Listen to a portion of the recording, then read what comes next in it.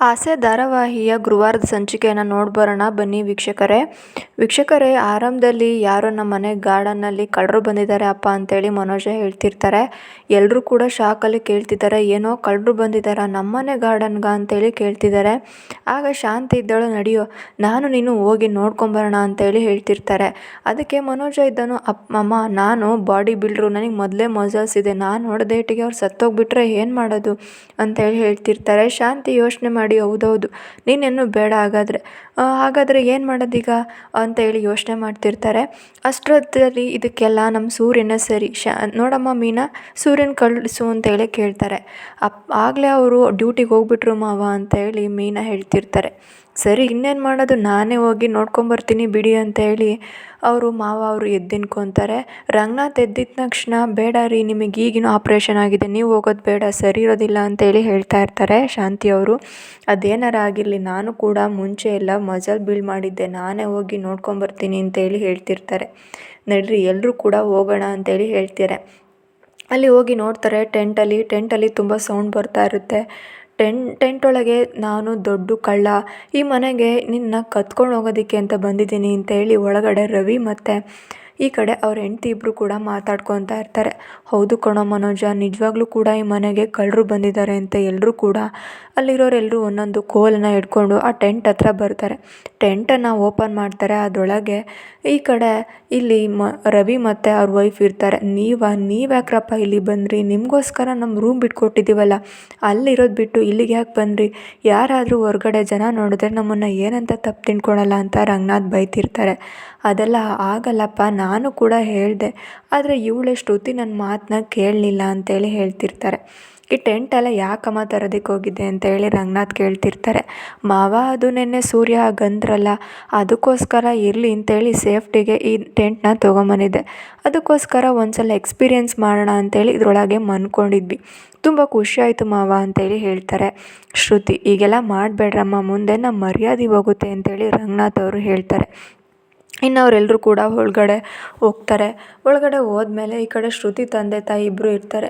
ನೋಡ್ರಿ, ಇಷ್ಟು ದಿನ ಆದರೂ ಕೂಡ ಶ್ರುತಿ ನಮಗೆ ಫೋನೇ ಮಾಡಲಿಲ್ವಲ್ಲ, ಅವಳು ಹೇಳ್ದಾಗೆ ಅವಳಿಗೆ ಮದುವೆ ಕೂಡ ಆಯಿತು, ಅವ್ರನ್ನ ನಾವು ಒಪ್ಪಿದ್ದು ಕೂಡ ಆಯಿತು, ರವಿನೂ ಕೂಡ ಒಪ್ಕೊಂಡ್ವಿ, ಆದರೂ ಕೂಡ ಫೋನ್ ಮಾಡ್ತಿಲ್ವಲ್ಲ ಅಂತೇಳಿ ಅವ್ರ ತಾಯಿ ಹೇಳ್ತಿರ್ತಾರೆ.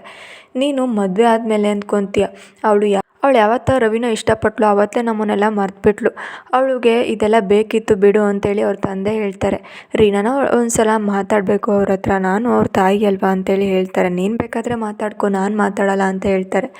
ಆಗ ಇವರು ಫೋನ್ ಮಾಡಿದಾಗ, ಏನು ಮಾಡ್ತಿದ್ಯಾ ಶ್ರುತಿ, ಊಟ ಆಯಿತಾ ಅಂತೇಳಿ ಕೇಳ್ತಾರೆ. ಹೌದಮ್ಮ, ಇಲ್ಲೇ ಗಾರ್ಡನಲ್ಲೇ ಇದ್ದೆ ಅಂತ ಹೇಳ್ತಾರೆ. ಗಾರ್ಡನಲ್ಲಿ ಏನು ಮಾಡ್ತಿದ್ಯಾ ಅಂತ ಕೇಳ್ತಿರ್ತಾರೆ. ಗಾರ್ಡನಲ್ಲಿ ಇಲ್ಲಿ ಟೆಂಟ್ನ ಮಡ್ಚಿಡ್ತಾ ಇದ್ದೀನಿ ಅಂತ ಹೇಳ್ತಾರೆ. ಆಗ ನಿನ್ನ ಟೆಂಟಲ್ಲಿ ಮಲಗಿಸಿದಾರೆ ಇರು ಬರ್ತೀನಿ ನಾನು ಅಂತೇಳಿ ಅವರಮ್ಮ ಏನು ಕೂಡ ವಿಚಾರಿಸ್ದೆ ಹಾಗೆ ಫೋನ್ನ ಕಟ್ ಮಾಡ್ತಾರೆ. ನೋಡ್ರಿ, ಅವ್ರ ಮನೆಯಲ್ಲಿ ಮಲ್ಗೋದಕ್ಕೆ ಒಂದು ರೂಮ್ ಕೂಡ ಇಲ್ಲ ಶ್ರುತಿಗೆ, ಇವಳಿಗೆ ಇದೆಲ್ಲ ಯಾಕೆ ಬೇಕಿತ್ತು, ನಾವು ನೋಡಿರೋ ಹುಡುಗನ ಮದುವೆ ಆಗಿದ್ರೆ ಇವಳು ಎಷ್ಟು ಖುಷಿಯಾಗಿರ್ಬೋದಾಗಿತ್ತು ಅಂತ ಹೇಳ್ತಿರ್ತಾರೆ. ಹೌದು, ಅವಳಿಗೆಲ್ಲ ಆಗಬೇಕಾಗಿತ್ತೆ ಬಿಡು, ನಾನು ಮಾತ್ರ ಅವ್ರ ಮನೆಗೆ ಬರೋದಿಲ್ಲ ಅಂತ ಹೇಳ್ತಾರೆ. ಸರಿ, ನಾನು ಆಟೋದಲ್ಲೇ ಹೋಗ್ತೀನಿ, ಆಟೋ ಹತ್ಸಿ ಅಂತೇಳಿ ಅವ್ರ ತಾಯಿ ಆಟೋ ಹತ್ಕೊಂಡು ಅವ್ರ ಮನೆಗೆ ಹೋಗ್ತಾರೆ. ಆಟೋಗೆ ಹತ್ಕೊಂಡು ಹೋಗಿದ ತಕ್ಷಣ ಶ್ರುತಿ, ಏನು ಮಾಡ್ತಾ ಇದೆಯಾ, ನಡಿ ನಮ್ಮ ಮನೆಗೆ ಈಗಲೇ ಹೋಗೋಣ, ಬ್ಯಾಗ್ ಪ್ಯಾಕ್ ಮಾಡ್ಕೊ, ಎಲ್ಲ ತೊಗೊಂಬ, ರವಿನೂ ಕರ್ಕೊಂಬ ಅಂತೇಳಿ ಹೇಳ್ತಾರೆ. ಆಗ ರವಿನೂ ಬರ್ತಿದ್ದಾರೆ. ಯಾಕತ್ತೆ ಇಷ್ಟೊಂದು ಗಲಾಟೆ ಮಾಡ್ತಿದ್ದೀರಲ್ಲ, ಏನಾಯಿತು ಅಂತ ಕೇಳ್ತಾ ಇದ್ದಾರೆ.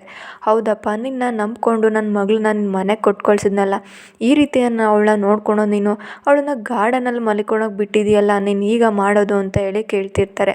ಸ್ವಲ್ಪ ನಾನು ಹೇಳೋದು ಮಾತನ್ನ ಕೇಳಮ್ಮ ಅಂತ ಹೇಳಿ ಶ್ರುತಿ ಹೇಳಿದ್ರು ಕೂಡ ಅವರಮ್ಮ ಮಾತನ್ನ ಕೇಳೋದೇ ಇಲ್ಲ, ಸುಮ್ಮನೆ ಜೋರು ಮಾಡಿಕೊಂಡು ಎಲ್ರಿಗೂ ಬೈತಾ ಇರ್ತಾರೆ.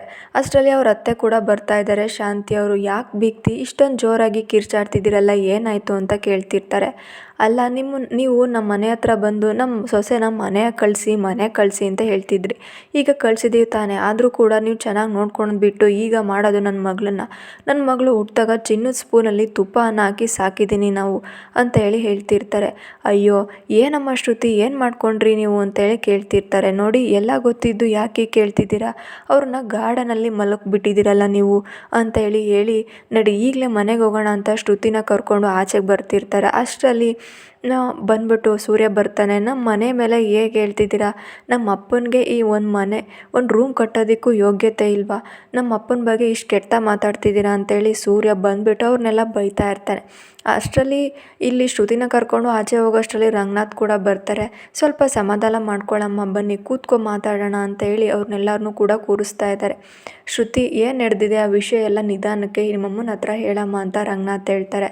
ಅಮ್ಮ, ನಾನು ಟೆಂಟ್ನ ತೊಗೊಂಬಂದು ಒಂದಿನ ಎಕ್ಸ್ಪೀರಿಯೆನ್ಸ್ ಮಾಡಬೇಕು ಅಂತೇಳಿ ಆಚೆ ಮಲ್ಕೊಂಡಿದ್ದೆ ಅಷ್ಟೆ.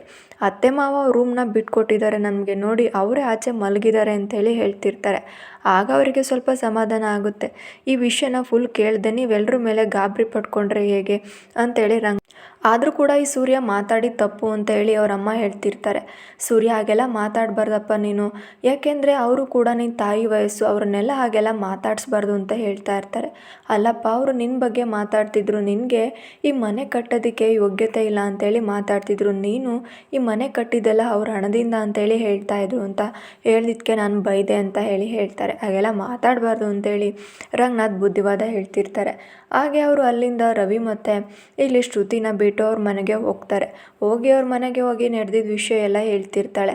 ಅವಳು ಮದುವೆ ಆಗಿದ್ದಾಳೆ, ಅವಳು ಏನಾದರೂ ಮಾಡ್ಕೊಳ್ಳಿ ಅಂತ ಅವ್ರ ತಂದೆ ಕೂಡ ಹೇಳ್ತಿರ್ತಾರೆ.